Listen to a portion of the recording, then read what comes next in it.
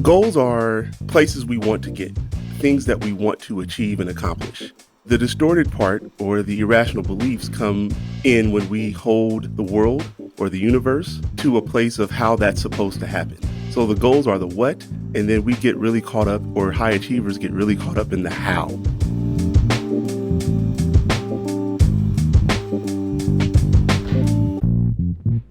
What's up, everybody? Welcome to How to Talk to High Achievers About Anything.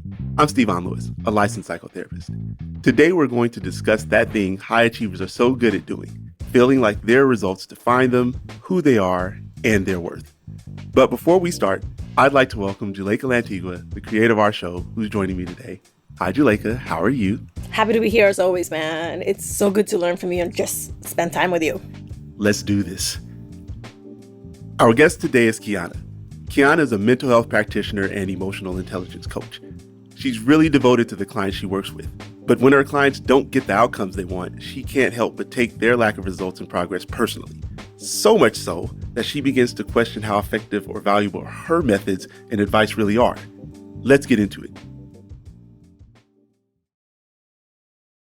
My name is Kiana Monroe, and I am a neuro-linguistic programming practitioner and emotional intelligence coach.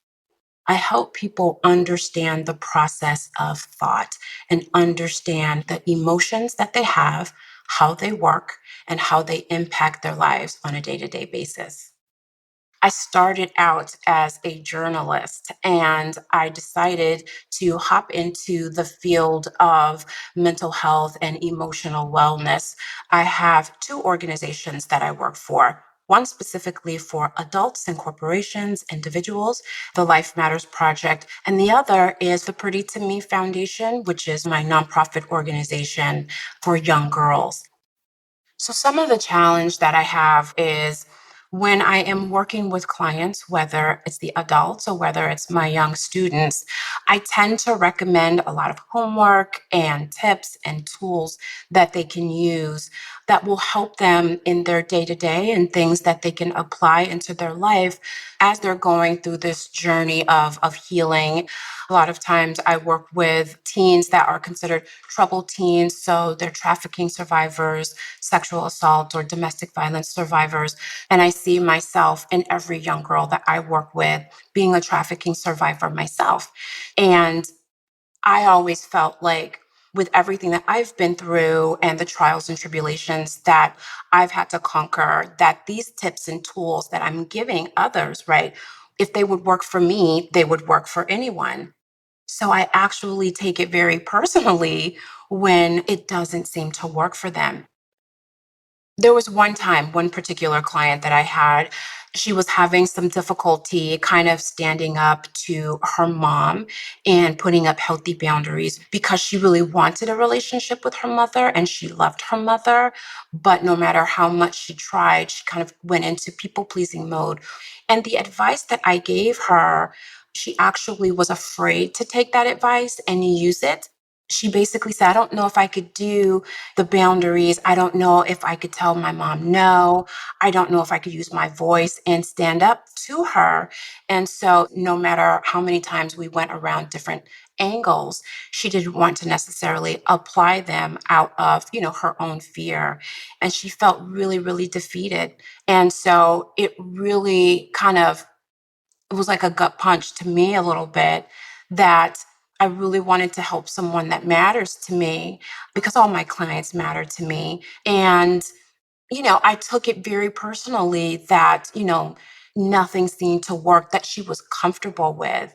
And I internalized that as a personal failure, feeling like maybe I didn't get enough education. Maybe I should relearn how to have conversations or harder conversations. Or I really started to kind of pick myself apart, thinking that there was something wrong with me because I wasn't able to help my client. For the most part, I bring a lot of relatability and my own personal side of myself into my client sessions. And so it tends to work. But when it doesn't, it makes me feel as if they are disconnected to what I'm trying to do. And for me, it's kind of like if I'm not willing to go the extra mile to make sure that they get it and make sure that they get those results, it makes me question, if I'm in the right field.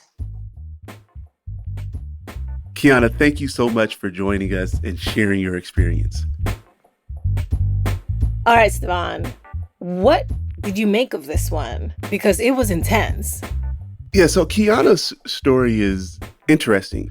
She's been able to overcome and achieve a lot despite kind of where she started. And what really kind of connected to me was this thing I see in high achievers where they take responsibility for the outcomes that they tell themselves they're supposed to get. What we call that in the field of counseling psychology is irrational beliefs.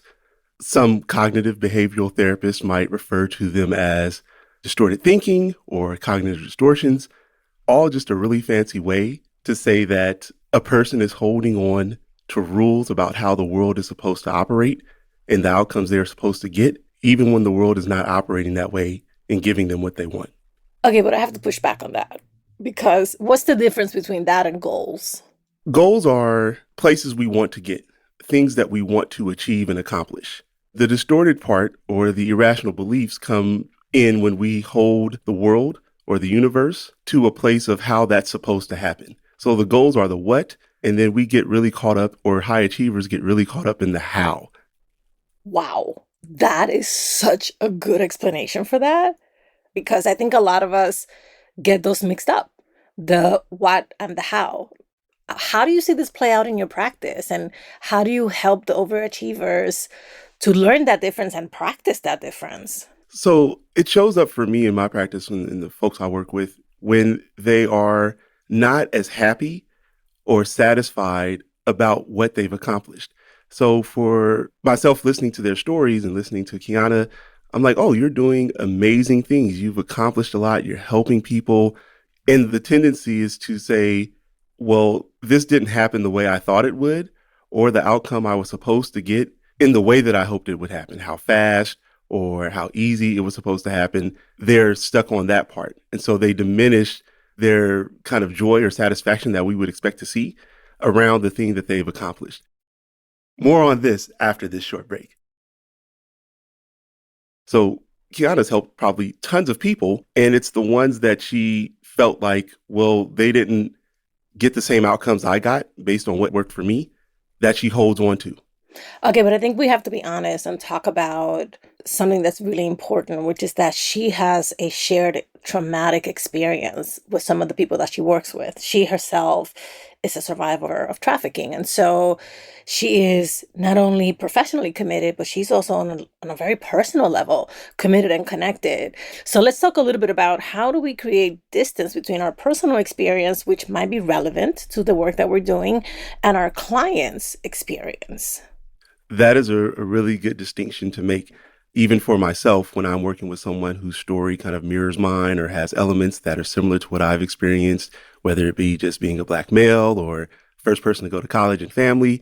It's hard for me to separate out and say that, well, I'm different from this other person because so much of what we've gone through is shared. And I think the key is to remember that there's a lot that goes into how we got to where we are today.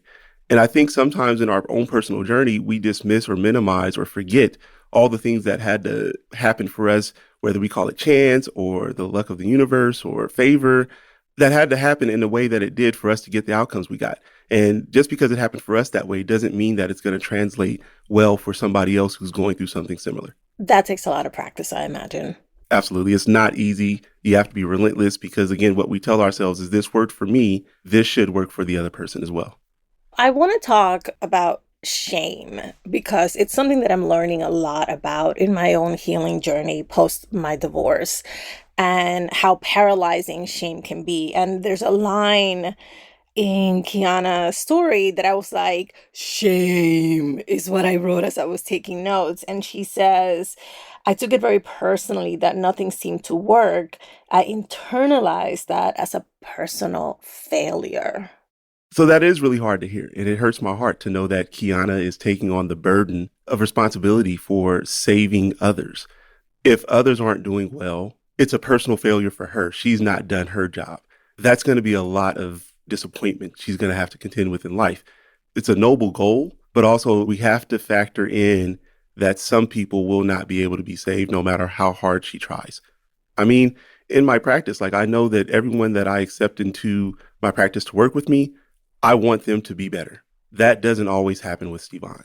But also I think of myself as a step or a stop along the journey. And so that I just got to do my part to kind of maybe get them to the next place.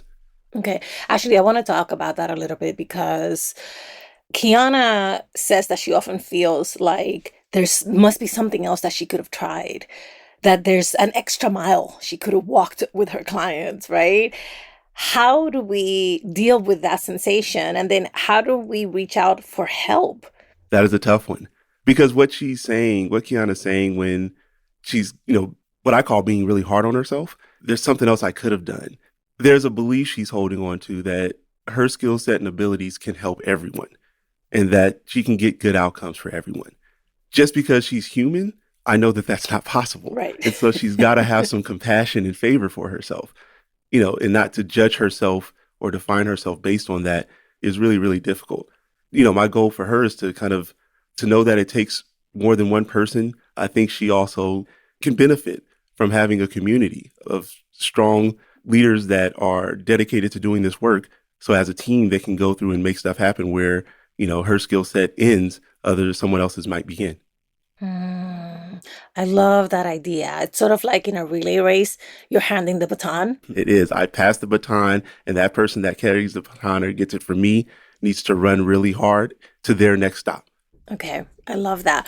I want to talk about her job title a little bit. It's Neuro-Linguistic Programming Practitioner. That's a mouthful. And to me, it's basically the stories that we tell ourselves. And so let's set aside Kiana being a professional, a practitioner, and let's talk about high achievers because we tell ourselves some crazy ish sometimes. It's not sometimes, it's all the time. Yes. You are crafting and concocting these narratives that suggests maybe you can do all the things because that's what you've kind of pushed yourself or purposed yourself to do. So what should we be telling ourselves? I like to get the high achievers that I work with to temper their expectations, adopt a narrative that sounds something like this.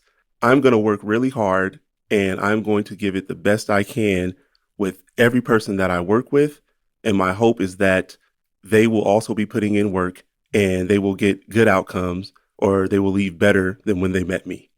And I have to also tell myself that I don't know what that will look like. So I can't say how great that change might be or how significant, but I do know that hopefully it'll be better. So we basically have to remain optimistic about the outcomes, but realistic that until we're going through that journey by ourselves with a client in whatever context, we won't really know what the possible results are. You've nailed it. That is a really succinct way to say it. I like it. I'm like your translator. You are. You speak Stevan so well. I'm going to take that. I'm just going to take that and roll with it. Thank you, Juleka, for joining me today.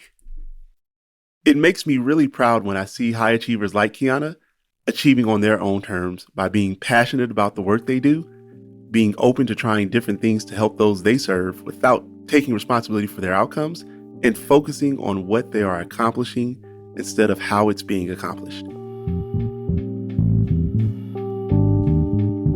And that's a wrap. Thank you so much for listening to How to Talk to High Achievers About Anything. We want you to be a part of our show. We want to hear about your successes and challenges, your sacrifices and celebrations, and what's ahead on the journey for you. Send our producer, Virginia, an email, and we'll get your story on the show. She's at virginia@lwcstudios.com. How to Talk to High Achievers About Anything is an original production of LWC Studios. Our show is produced by Virginia Laura. Trent Lightburn mixed this episode. Juleka Lantigua is the creator and executive producer. I'm Stevan Lewis. On Twitter and Instagram, we're at Talk to Achievers. Bye, everybody.